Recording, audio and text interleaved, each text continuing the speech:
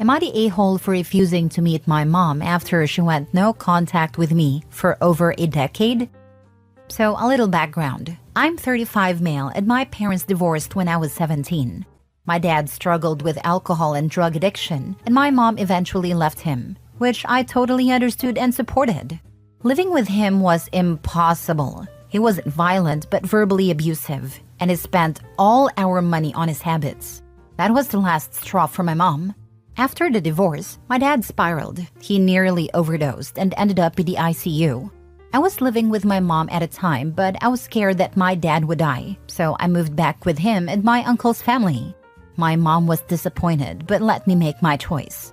Losing my mom, most of his friends, going broke, nearly dying finally got through to my dad, and he promised he would get better for me. It was hard to watch, but he actually turned things around. My uncle paid for everything: rehab, therapy, medical bills, and after about 5 years, my dad was clean and somewhat healthy again. He even apologized to my mom, and she forgave him, though she told me later it was only for my sake so that they could be civil at future events like my graduation or wedding. Over those years, I kept in contact with my mom, regularly met with her. She had moved on and met a great guy, who she eventually married. She was much happier and I was happy for her. I thought we had a pretty good relationship. That changed when I was 23. My mom asked me to come over and she told me she was still angry and disappointed that I chose my dad over her after the divorce. She said I was ungrateful for everything she went through, putting up with my dad's nonsense, and then she hit me with something that still pisses me off today. She told me she could see me becoming a drunk and a drug addict like my dad because I stayed close to him. I don't drink, I don't do drugs to this day, and I had no idea where that even came from. I was floored. I thought we had moved past all that, but apparently she'd been harboring resentment for years. Then she said that she wanted to go no contact with me because being around me brought back too many bad memories of my dad. She said she had found peace and happiness, and I was a reminder of all the pain she'd been through. I didn't know what to say except okay. I later found out from a cousin on her side that her whole family was angry with me for staying with my dad back then, and they all went no contact with me for her sake, saying that I betrayed her. I haven't seen or heard from my mom since that day. Fast forward to now, my dad passed away 2 years ago from a heart attack, a result of his years of addiction. Despite being clean for over a decade, he had lingering medical issues. I recently got married and my wife posted some pictures from the wedding on Facebook. My wife said a woman claiming to be a cousin contacted her. I looked at the message and it was cousin from my mom's side, asking if it was really me in the pictures with my full name. I told my wife to ignore it, but then I got a call from my uncle later that same day, saying that my mom showed up at his house. For context, the house where my uncle lives currently used to be the home where I grew up with my parents. My uncle said she asked him to arrange a meeting between us, saying she wants to apologize to me face to face. He told me he can set it up if I want. Honestly, after all these years, I feel nothing for her, except maybe a slight resentment for thinking that I would turn out as an addict.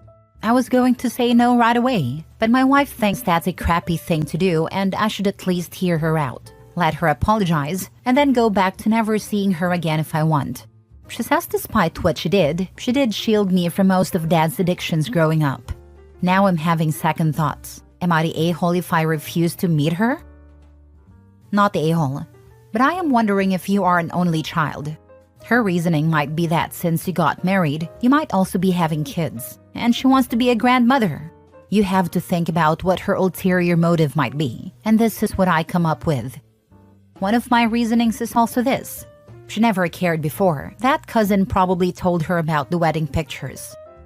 Not a-hole. I think you were very kind to be there for your dad when he needed you, even though he should have been the one taking care of you.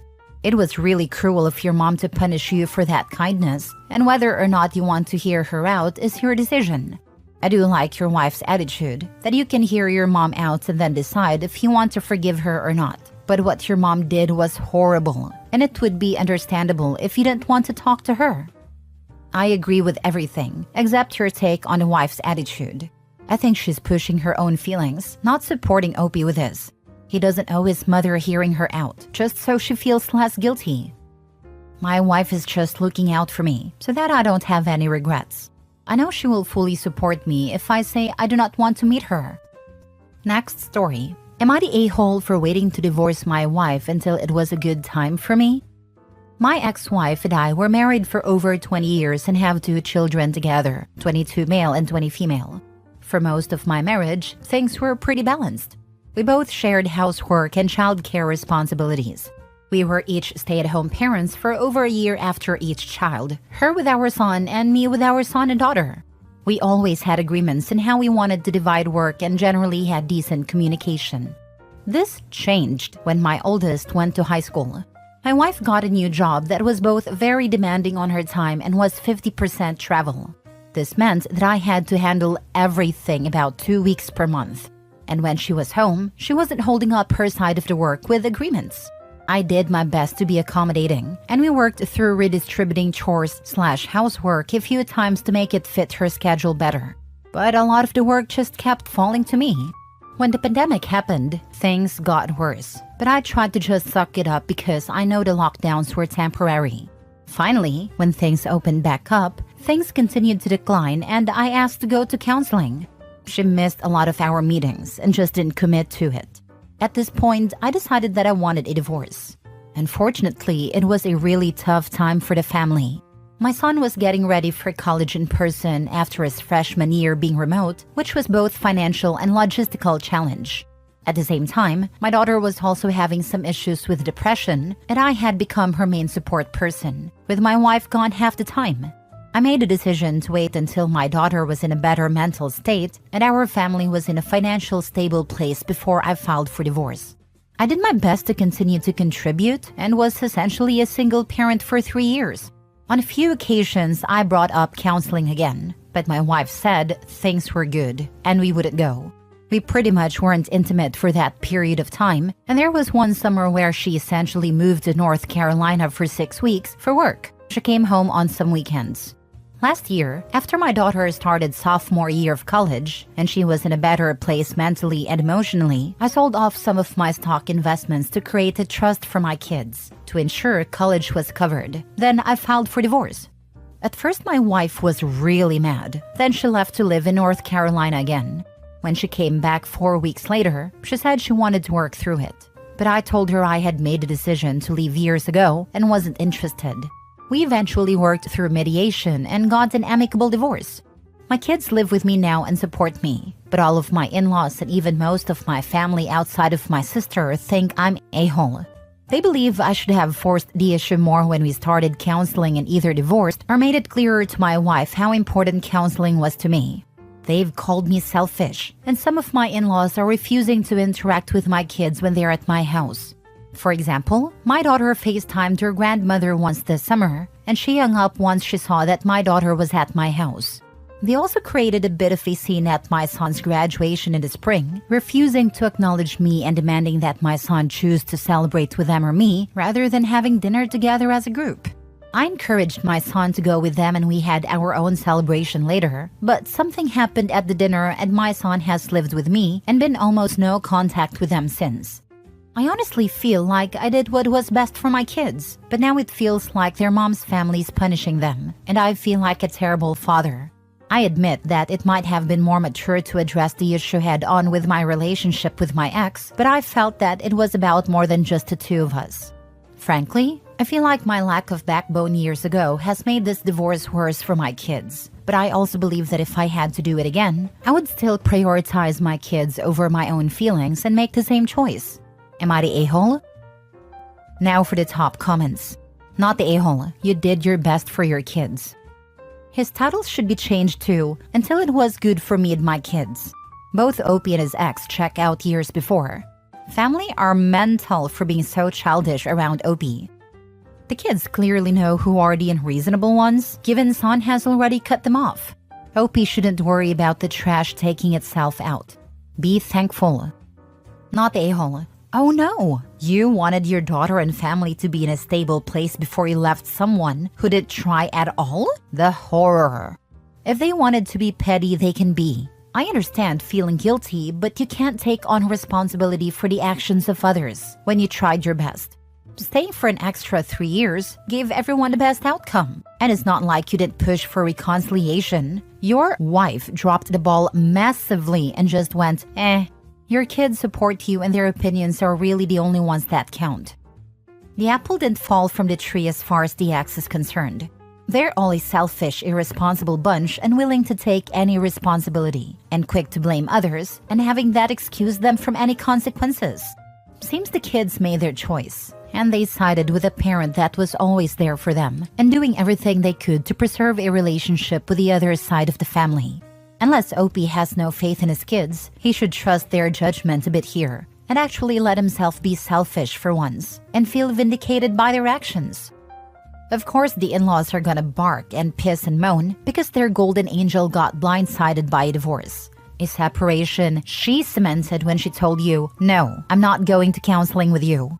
Your in-laws sound not only insufferable, but incapable of accountability.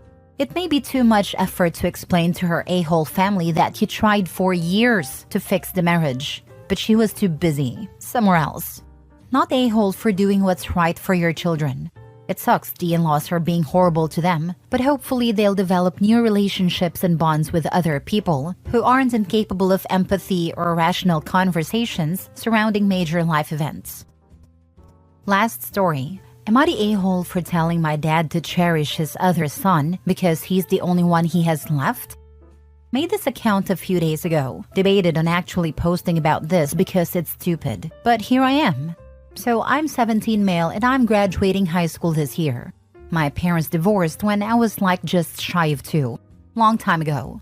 Dad remarried, mom remarried, then divorced again. She's single. Dad had another son with his wife who is now 14. My whole life, his other son has taken more importance. Told me I'm the older brother, so I should be stronger and not make a big deal out of it. I was like 9 years old, standing looking out the window waiting for my dad to show up, just for him to call my mom to tell me he can't make it, because the other son had a dentist appointment and he's freaking out. It was literally just a checkup. Yeah, no, sure, understandable. Let me just go F myself. Stupid things like that. He ditched my sport games for random reasons. Not even just because of my brother. He didn't come to my talent show when I was 15 because he didn't want to. That's it. Didn't want to. No plans, nothing he had to be at. Just didn't want to. I spent months learning guitar and a song to play for him since he loves guitar and he loves that song. Oh well, let me go F myself again. My parents don't have a good relationship, but my mom doesn't keep him for me. I've heard their conversations, he just doesn't want to be there. I don't know. At one point, I asked my mom if he really was my dad, and she said yes, and asked why I'm saying things like that. I asked why does he hate me then? Emotional moment, but it passed. That happened just before my 17th birthday, and since then, I've just kind of stayed in my lane. If he reached out to me, I'd say hi, but I wouldn't ask him anything. I wouldn't hug him if I saw him, I wouldn't beg for time together. Kind of indifferent, I guess. Not saying he was never in my life, but he was really only there for the moments that literally any other person would call him a dick for if he wasn't there. Birthdays, short visits on Christmas, had surgery when I was younger. He was there for that. Anything else though, and he was busy like 70% of the time. Well, last week he told me he regretted being so absent in my life. He told me he had pre-planned a trip for him to drive me to college when I start. We would leave immediately following my graduation, and we would just drive across the country. Info, not accepted to any college yet, but I've spoken to the one I want to go to, which is in Washington, and it's basically guaranteed with my grades. I told him not to bother. He should spend his summer with his son. I do want to say that I've never said no when he asked to hang out or talk on the phone.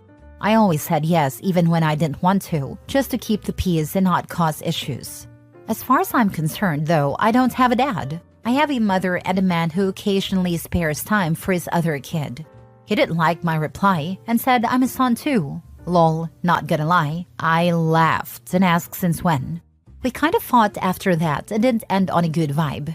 I told him I was planning on dropping contact when I turned 18, since he was probably going to do the same. So why bother keeping this relationship alive when he's never wanted to know me and I stopped wanting him to? He's been trying to reach out, but I shut it down every time. He dropped by, but I don't see him. He calls me, I decline. He messages me, I ignore. Yesterday ago, I messaged him. Hi, Dad. Please stop trying to talk to me. I truly want no relationship with you. You never wanted one with me, so I don't see why you're acting so hurt by this. I don't know if you never cared about me because of your own hate for me, or your wife who never let me come over. I don't know, I don't care. I realized I do not have a dad a while ago and really accepted it recently. I'm not mad, I just don't care. Keep the same energy now that you've had the last decade, and stay away from me. I hope your relationship with your son stays just as important to you because he's your only kid. Have a good life. Dad told my mom's mad at me, and told me I should give him a chance because he's trying. Not wrong. I do feel kinda bad because I could tell when he was describing our trip, he was excited. Oh well. I wanted a dad to be proud of my achievements and my grades, but instead I got a good job card from a drugstore and an "I'm proud of you" text. Really sincere. Mom's still trying to guilt trip me, and I'm starting to feel like I should just do the trip, then block his number when I'm at college. It's another year of faking smiles with him, and I just don't want to do that. It would be easier though. I don't know. Am I the a-hole for all this? You're not any kind of a-hole. In fact, you're giving your dad exactly what he wanted all along. A son he doesn't talk too much, who stands on his own 2 feet and doesn't expect much from his dad. That's what he created. If he wants something different, you both need to agree. It's not up to him to decide you'll be a happy family now. Agree totally. Mom actually is quite the a-hole here too, trying to still force the issue. Doesn't sound like either a parent actually looked out for OP. She won't be the first parent I have seen who tries to encourage their adult, or almost adult, kid to give their useless ex additional chance. Or the last. In my experience, it's not a commentary on the parenting as a whole, usually the opposite. They've usually been no less than 95% of the total parenting that child has received and have quite often worked themselves stupid to do it. I think sometimes the parent who is left behind with a kid, for want of a better phrase, takes the obligation to protect the child from the other parent's crap almost too seriously, and it ends up that they're trying to protect an image the child saw through long ago, thinking that doing that is the right thing to do for their child, and not recognizing that the child has outgrown the pretense. I know parents who are now grandparents but are still trying to convince their kid that their ex/kid's father has changed. It's definitely an issue in this scenario, although OP should maybe see if he is at risk of getting his mom in trouble for parental alienation. I know he's very close to being an adult, but still, that could be why she's still trying to keep the peace. But I don't think it's necessarily reflective of OP's mom as a parent on a whole.